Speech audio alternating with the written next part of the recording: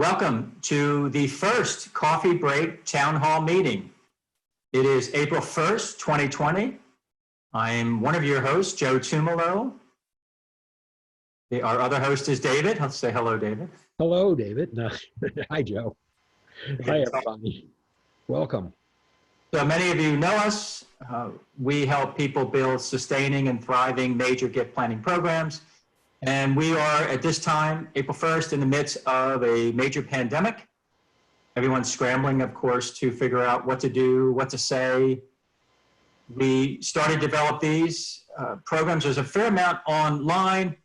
Ours are designed to be concise, short, less than a half hour, so you can get back to work, motivating, and give you some practical ideas.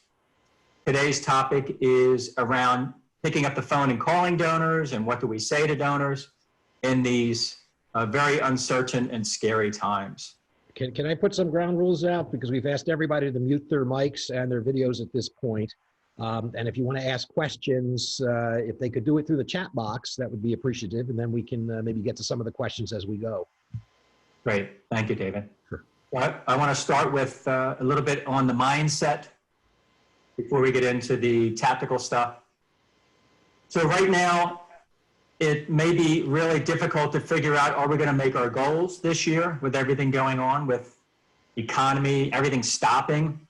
It's really easy to just say, you know what, forget my goals. I have no idea. What am I tracking? I ran across a quote just the other day, and the quote is, use your goal as a rudder, not a measuring stick. I'll repeat that. Use your goals as a rudder, not a measuring stick. So, David, are you a sailor? I'm not a sailor. Actually, I am. You are. So a rudder, correct me if I'm wrong, a rudder keeps you moving in the right direction, right? Correct. Yeah. So rather than abandon your goals and say, forget it, why am I even bothering? Use those goals as a rudder right now, maybe not knowing where you're going, instead of using it as a measuring stick. So it's a great quote. Really encourage you to keep that positive mindset. We really need to stay optimistic. I know things are crazy, scary. Our hearts go out to people that are affected with the virus, people who have lost their jobs, businesses, and of course our heroes on the front line, our healthcare professionals. Absolutely. Absolutely. So on with the motley, as they say. So donor calls and visits, we're going to give you some real practical ideas on how to make phone calls in this time when donors are, God knows, thinking whatever they're thinking, right? So there's two major underlying themes in today's session. The first one's my favorite. If any of you have seen my workshops, read my books, we work together as a client, you know that I talk about this all the time. It's so easy for all of us to make decisions on behalf of our donors, right? So don't catch yourself. I write this down, I have this on my desk, and I remind my clients when someone assumes that a donor doesn't want to hear from us, assumes that a donor, it's a bad time to call a donor. We don't even realize we're doing it sometimes, and sometimes it's really subtle. That let's not make decisions for our donors. Let's call the donor and ask them. So number one, mindset, don't make decisions for your donors. Right. And number two, ask for permission. And David's going to give some real specific examples. When you're asking, when you suggest ask for permission, I mean, are you asking permission to make that call? Or is that something you do during the call? In other words, hello, can I have permission to talk to you about what's going on? Or do you just make the call, and how do you get into that? Well, what you just said, right? I'm obviously into picking up the phone, not making decision for people, let them tell me where they're feeling, right? So to your point, David, asking, we can get in that little more as we go through the slides, but is it okay to be talking about fundraising right now, right? At the appropriate time. Right. But it's generally, whether we're in this difficult time now or in quote normal times, don't make decisions. And if you're not sure, ask for permission. Is it okay that we have a conversation around this? candidly, Miss Donor, I was a little hesitant to call you or to bring up this conversation, but I didn't want to make that decision on your behalf. Can we have a conversation about this? Very simple. Okay. Right?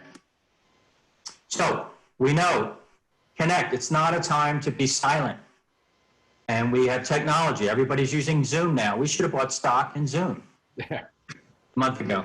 Yeah, and Netflix and Disney. All right. Maybe not Disney with their parks, but Disney, what's their new services, all those things. Scott Paper Company. There you go. Right? So nobody's visiting face to face. But as I've been saying for a long time, for years, why does it always have to be a face to face visit? Why can't we have a meaningful conversation over the phone? And when things get back to normal, it's a lot easier to ask for that visit after we've had a great conversation on the phone, right? So check in with our donors. How are they doing? How's the family coping? Update them on how your organization is dealing with COVID-19. Want to say anything about that, David? Yeah, I mean, the conversation, Joe's right. I mean, you know, be human, be empathetic, listen to what their feelings are, and then you can get into, and also share how you're doing. I think Joe said that. And then you can update them on what your organization is, state the organization is in, you know, how it's impacting your mission, what it is you are trying to do to, you know, help individuals that are affected by the COVID-19, or, you know, at least move your mission forward. And I think if you've done that, you've completed a successful call. I mean, you could take it forward, and we'll talk about that a little bit later, but at least that's the bare minimum at this point, is you're really just trying to make contact and keep your organization top of mind, a lot of people like to say, so that when it is time to make gifts, if you're there, they remember you. So we're talking to donors. So I spend 90% of my time as a Plan Giving major gift consultant, and about 10 to 15% of my time as a contracted major Plan Giving officer.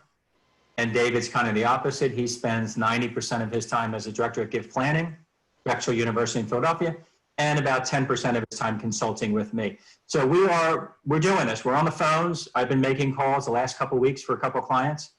And because we're focused on Plan Giving, most of the people I tend to speak with anyway are between 65 and 85. And David, I'd love to hear what you're experiencing. We're not really talking that much about COVID-19. I don't know if it's because, especially maybe, you know, people that have been retired for a while, they don't seem as freaked out about the economy. I haven't heard anybody say anything about the economy. No, same here. I mean, I've made a lot of calls to a lot of our Plan Giving donors. You know, they're interested in, so I work for a university, so they're interested in how we're handling the classroom and the students are doing moving forward. And that experience is a lot of the questions, not really circling around the effects of COVID-19 and the stuff you hear in the news. In fact, it seems to me as if they're actually trying not to talk about what you hear in the news, and more of how the impact it's having on the student bodies and how they're going to learn this term. Drexel is a co-op school, meaning at any given time, a third of our students are out working for 6 months. And there's a lot of concern with our alumni who went through co-op and had a good experience with that, as to what's happening to the students' co-ops and how they can help with that, you know, if there's any possible way. And of course, we have to admit that most of our students are like everybody else. They're working out of the house if they're still working, and most of the co-op jobs have let them go for the time being, but not about the disease. It's kind of fascinating, the conversations. And the other thing that's fascinating, I haven't met anybody yet that doesn't want to talk. And we're getting a much better reach rate, right? Because people are home. Yeah. Oh yeah, the rate's much up, higher. Yeah. And one of the things I'm also noticing is where I ordinarily, if I made a phone call to somebody, it may have been a 15, 20-minute phone call. I've had hour and a half, 2-hour phone calls with individuals that just don't want to let you go off the phone. So obviously they're home lonely and looking for somebody to talk to as well. So it's a good time to talk to individuals and to let them know that you're there for them, you know, and what your organization, if it's a type of organization that can do something for them, you know, can do. A resource. We do have our first question from Mary Jane. Mary Jane said she is new with her organization, and she is the first person to ever pick up the phone and call their donors. And she's asking, since we don't have a history of doing that, is now a time to be doing that with everything going on? It's absolutely. I think this is the best time. This is actually the time to do it. I mean, there's some history of picking up the phone and calling or talking to donors. So it's not as if you had a program that was all, let's say, gala-oriented, event fundraising, and you've never spoken to donors. But this is the time to pick up the phone and reach out and thank them for their loyalty and for their support. And again, talk about what the organization is doing. And even if you are the type of organization where your fundraising is an annual fund mail solicitations or gala type solicitations, you have a list of those individuals that have been what I'll call loyal donors, been active with you for years. They're not going to object if you pick up the phone, thank them for their loyalty, talk about how everybody's safe, et cetera, and then tell them what's going on with the organization, and how you're dealing with the crisis. And to the extent that maybe you had a gala scheduled, remind them that that's how you do some of your fundraising. And if they had already paid, maybe they would be happy not to ask for a refund and then donate the money directly to them. So again, it's still the time to pick up the phone and call. You're not going to... Yeah, Mary Jane, thank you for that question. And again, we encourage everyone, please participate, give us your ideas, ask some questions in the chat box. Thank you for that. Here's 5 questions that I threw on the slide here. What presentation would be worth anything without a list, right? So here's a couple adapted to your situation, to your personality, to your style. How can we be helpful in these times? How would you like us to be in touch, right? I'm really big on letting the donor be in control. Of course, we need to process as fundraisers, right? But helping the donor, letting the donor know that you're in control. This is about you. So how would you like us to be in touch? How should we communicate with you about fundraising in these times? And then a couple of questions. These next 3 and 4 are questions I ask all the time. Very simple. What can we do to improve your donor experience? I promise you, as a donor, my wife and I we don't have children, so we have a fair amount of charities in our estate plan. We have a donor advised fund. We're not major donors, but we give to a fair amount of charities and interact with quite a number of fundraisers. Very few of the fundraisers that call on us as donors will ask us these questions. It's common sense, but not common practice. I assure you. What can we do to improve your donor experience? Are we communicating properly? Are we mailing too much? Are we calling too much? Are we calling too little? You have a really good sense of what we're doing with your hard-earned dollars. Do you see the impact? And then my favorite, of course, planned giving or any related giving. Why are you so loyal? Again, a great question. Simon Sinek, thought leader all over YouTube and all over the internet, has a book and a TED Talk called Start With Why. I love that. I highly recommend it. So it's a great way to start any conversation. Why have you been giving for so long, David? You're on. Because I love the organization. It's a great question because it reveals their passion. And we know that when people have a passion, they're going to give more than those that are just doing it because somebody asked them to. So it's a great passion question. And then the last one I have here is, after this crisis has passed, would you be open to a conversation, fill in the blank, about whatever? Maybe. Now that one I'm going to ask people to kind of put on hold for a second until we get through the next section. Because it is a permission question, and most of the questions that Joe asked were permission questions, except for the loyalty. Why your loyalty? That's a passion question. And Joe spoke in the beginning about, asking permission to move a conversation forward. So one of the questions we're getting a lot in the last 2 weeks or so is, should you make the ask in the conversation? Should you actually say, hi, my name's David, I'm with, XYZ organization. We need you to give to us funds because XYZ.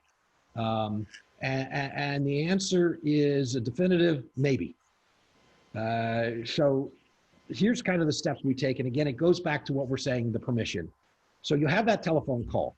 And you've already gone through the conversation that says, this is how are you doing? We're fine, you're fine, et cetera. What is your organization doing to address the problem? In other words, the organization's been affected by this because. So with a university, the university had to shut down classes. We're now going online. Our mission is to educate individuals, and this is how we're handling it. If you're a zoo, we need the income we have from patrons visiting the zoo is what we use to feed the animals, or we're putting on educational programming to address the problem for the elementary school kids that are home. And we need we need help in doing that.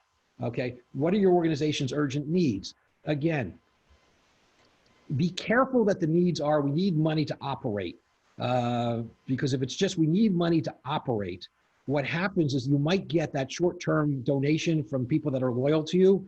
But in the long term, they may be looking at you and saying, if they're that fiscally teetering on the brink, maybe I'm not going to support this going on the long term. So be very careful when you get to the organization's urgent needs. It really should turn on how does that support the mission, not how does that support the organization. Of course, they're kind of hand in hand.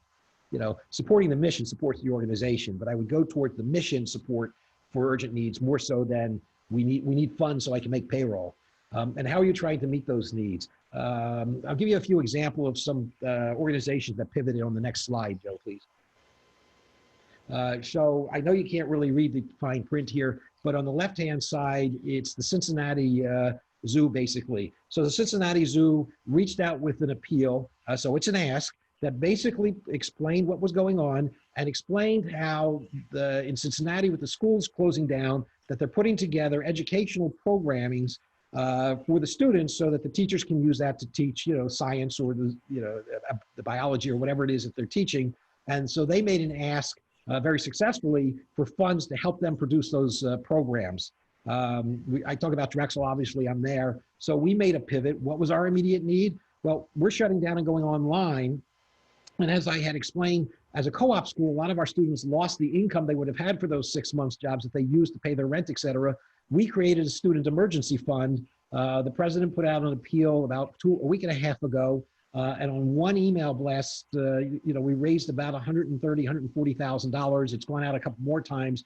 The fund's up to $250,000. And again, it's not saying, hey, Drexel University needs the money. It's the impact is on our students and they need help. WHYY, which is a local PBS station, radio station in Philadelphia, their appeal that's been going out is, hey, we're providing you programming. So if you're bored and want something to listen to, we're going to open up our archives and stream it. We would, if you wouldn't mind, a $5 a month or a $5, kind of donation to help support that so that we can maintain the streaming platform. And they've been relatively successful with that. So if you notice, nobody's asking for money to basically fund salaries, et cetera. It's all been a pivot to something that would help the mission. For HYY, it's the mission of providing, content. For the university, it's supporting our students. For Cincinnati Zoo, it's creating content online for education, because zoos are really about education more so than just look at the animals. Let's go to the next slide. So the real question is, and this is why I said, let's put that point number 5 you have on hold for a second. Is it time to ask for a gift? There's a divergence of opinion right now as to whether or not it's the time to ask for people to put you in the will or consider an estate gift. There are some that say, hey, what's going on, let's skip down to the next slide and then we'll go back for a second. So what's going on right now is because of the coronavirus, estate planning or writing a will is on people's mind. Why? This is one of those diseases that potentially you could end up dead if you get it, unfortunately. And so it's on a lot of our minds. The press has been hyping that. This is a chart of the Google search, how to write a will, that about a week ago peaked up to 100%, which is their highest level you can get. I mean, that's Google terms, but it's really the trend to see that, hey, there's a lot of interest in this area. So death is on the mind. Now let's go back to the previous slide if we could, Joe. So the conventional wisdom is you don't really ask about this, putting us in your state right now. You don't lead with that. I think Russell James liked to say, don't lead with death. And if you don't know who Russell James is, he's kind of considered the guru of plan giving. He's out of Texas Tech, I believe it is, in Texas. He does a lot of research and a lot of great work out there. But that doesn't mean you can't ask. And there's ways of doing it. So for example, we're getting that conversation going where we're saying, hey, I'm okay, you're okay, here's our needs, et cetera, et cetera. And then you can ask a permission question. after you get to the point where you say, hey, we're trying to raise funds for students. Would you like me to tell you more about that? That's a permission question. And if the answer is yes, you can then say, okay, this is what we're doing. If you want to help us, you can write a check and send it to this address, or you can go online and send it to this address. And by the way, I don't know if you knew this, but a lot of our alumni or a lot of our donors have decided, because of the uncertain times, to do this in their will, where they've put something in the will to support these outreaches. If you want, is that something you'd be interested in learning a little bit more about? So I've weaved into the conversation by asking permission to go forward, an estate or a planned giving question, and ask permission to go forward with that. And if they're interested in that, they'll say, yeah, talk to me about that, and you can go forward. So even though it may not be, you don't think intuitively it's a time to make an ask, there are ways of weaving it in and judging the conversation to try and get it in there. So the real key, though, is to keep the organization at the top of mind. And what I mean by that is, we know that when people actually write their wills, it's triggered by various events, marriage, children, death, divorce, et cetera, et cetera. And also end of life things that happen. As you're getting older and you kind of really determine that, hey, I'm getting closer, that's when people tend to write wills. If they have a stroke, if they have a heart attack, or maybe cancer scare, or they're just getting to the point where they think this is it, that's when they tend to write it. And if you happen to be in front of them, or at least on top of their mind while they make that decision, you're more likely to be in their estate plans. So that's why we say, all these reach out, all these touches, even if you're not asking for a gift, even if you're not asking for the planned gift or the estate gift, is keeping them top of mind. And it's important to continue to do that. That doesn't mean you call this week and then you call again next week and the week after. It means, you do certain things to kind of keep you there. Because the next call from the Cincinnati Zoo, or the next email, may not be about raising funds for educational. It might be a virtual online presentation of their cat, their cat collection or their monkey collection, just to engage you. If you're at a university, it may be a history professor doing the history of Philadelphia or the history of something, just to, again, keep the organization on top of mind. So let's go to skip to the next slide. We did that. Yeah, I want to interject something you said, Russell James. By the way, his website is encouragegenerosity.com. He put out a great LinkedIn post, I think this week, with about 8 to 10 points. And the one that really stood out, and I've been sharing with clients, is around donor advised funds. Yep. My wife and I have one. So we've already effectively spent the money, right? Our donor advised fund has money in there. So it's a lot easier for us to make a gift out of our donor advised fund right now, because it's money we already spent. Right. And so, as an example, I made a couple of PayPal donations this week to some friends and family members who lost their job or had to shut their job down. I wanted to do something. So I felt that a little more because that was coming out of my bank account, but the same dollar amount that I did this morning from my donor advised fund felt like nothing because the money's already spent. So big point. You anytime now or anytime, you should know which donors are paying to a donor advised fund, but now particularly is a good time to get on the phone and maybe prioritize those people. To have this conversation, following everything we're laying out here, but knowing that the money's already spent. Right? Yeah. Not that you would say that, right? And I'm going to add to his article a little bit. Not only donor advised funds, but there's still a lot of your donors have personal foundations, which are not donor advised funds. They're personal foundations. Same thing. Their money's already in that foundation. So you should also track those individuals and prioritize those. So it's not only donor advised funds, but personal foundations. I think we talked about this for time's sake. I think we already talked about this pretty much. We did. And on the slide, there is the quote, kind of Russell James put this out as well, I think in the same article. If you're trying to get into a gift discussion, and you've sought permission to do that. So this is such a crazy time right now. I've been busy sharing with others how to be smarter about their giving with all this volatility. Surprisingly, it's actually opened up some new planning options that we didn't know we had before. If you're interested in learning more, just let me know. It's another way of getting into that conversation about planned giving. So, going back to that slide, that point number 5, maybe not the time to ask. You can, if you ask permission, ask. So it is possible. So takeaways. Actually, we have another question. Oh, good. This is from Tim. And Tim has a marketing question, says that we are getting ready to drop our Plan Giving mailing that was scheduled. Should we go ahead and continue to do that? So it depends on what your mailing, I guess, is going to target. Because if you go back to, leave us in your will, that might be looked at as opportune at this point.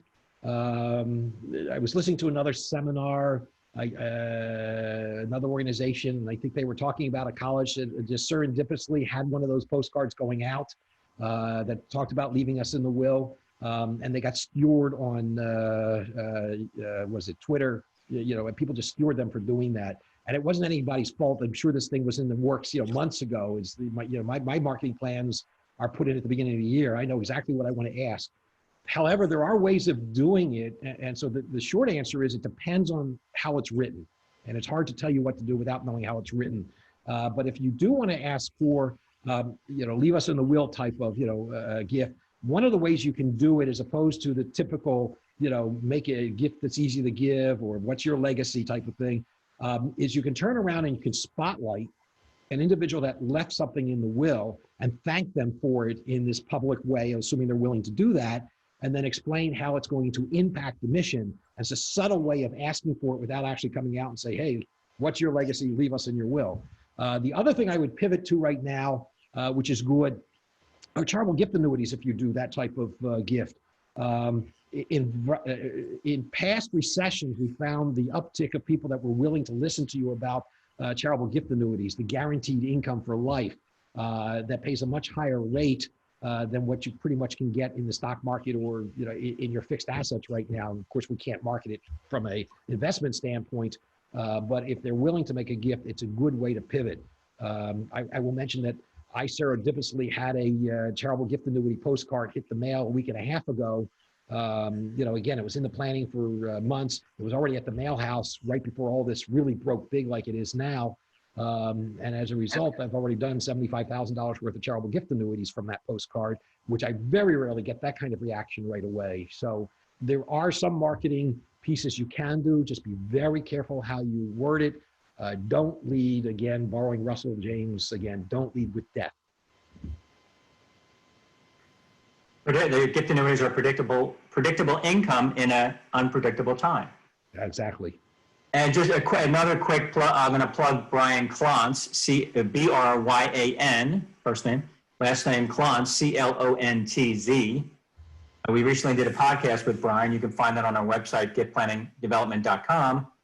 And Brian has a foundation called Decamai, Dechomai. I keep meaning to ask him how he came up with that name. But they will handle gift annuities for you. They will do everything, registration, cut the checks, take all the risks. And for just a couple of percentage points. It's really a no-brainer. So I always encourage people, don't shy away from charitable gift annuities. There are ways, people like Brian, also your local community foundation can help you as well. But there's no excuse to just blanketly, is that a word? Tell donors, no, we don't do gift annuities. There are risk-free ways to offer those. And it's a valuable tool to have in your toolkit when you're talking about plan giving with somebody. Absolutely. Boy, David, we are just adding value all over the place here. Say again? Takeaways, top 3 takeaways. I stepped on your line. Yes, top 3 takeaways. You say it for me because I say it all the time. Say it, David. Say it loud. Say it proud. My guru and my mentor had taught me, don't make decisions for your donors. I always do that. Don't make decisions for your donors. Brilliant. Call your donors. Ask them, how you doing, as we say in Philly, right? So 2 all important things up front, and then how COVID-19 is impacting you and your organization. Number 3, David? And lastly, ask permission to move the conversation forward. If you ask that permission, 9 out of 10 times you're going to get the affirmative. And if the person says, no, I'm not really ready right now or not interested right now, move on and then recontact them in a few months and see where they are. They might be in a better place than they are today. So this is being recorded. We're going to have this available for you if you want to watch it again, if we went too fast and you want to go back and take notes.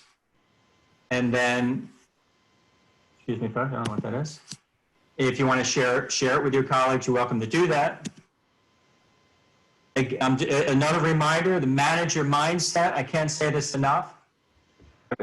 When this first started the first week, I will admit I was freaking out, stressed out. I had the news on every day in the background in my office, which was a mistake. I stopped doing that. We're checking the news once a day now. And a resource that has been incredibly helpful, I followed this woman for a long time, Mel Robbins. She's famous all over the world. She has several books. One is written in 32 languages. Every day at 12 o'clock Eastern time, she's doing a live session like this. So she's self-help, self-development, positive thinking, very authentic, relatable, genuine, funny as heck. And she's really been helpful. My wife and I have been watching her every day instead of watching the news. And just staying optimistic, staying hopeful, especially those of us that are leading and managing people. We need to be setting the example. I'm not denying what's going on, but it's not going to serve anybody if we're negative. And the other thing that she reminded me of is get away from negative people in your life. So I rarely go to Facebook the last couple of weeks because there's a lot of negativity on Facebook. And I'm really being careful with who I'm spending time with on FaceTime and whatnot. If people are just negative, I don't want to get that. As my friend Bruce says, don't get that negative goo all over me, man. So that's my parting message. I'll let David speak his. Mine is keep strong. This will pass. It might take some time for things to get back to normal, but eventually things will get back to normal. I just keep plowing forward with what we're doing. Our work, our missions are very important to a lot of people. We touch and we affect a lot of people. And this is not the time to basically back off and kind of wallow and figure out what you're doing. Now's the time to push forward and really, take the bull by the horn, as the old cliche says, and really make those calls and keep in contact with your donors. W.C. Fields once said, take the bull by the tail and face the situation. Yeah. So for you younger people, look W.C. Fields up. Great. Who? Comic actor from the 40s, maybe. Boy, I'm dating myself. And so we're going to do this every couple of weeks. Keep an eye out. We'll send another email invitation out. If you would like to be a guest, we're going to start bringing guests on and want to share some positive. It can be on mindset. It can be on plan giving. It can be on fundraising. It can be on marketing, anything that you think our fundraising audience would benefit by. Until then, I'm Joe Tumalo. And I'm David Toll. And thanks for joining us. Thank you. All the best.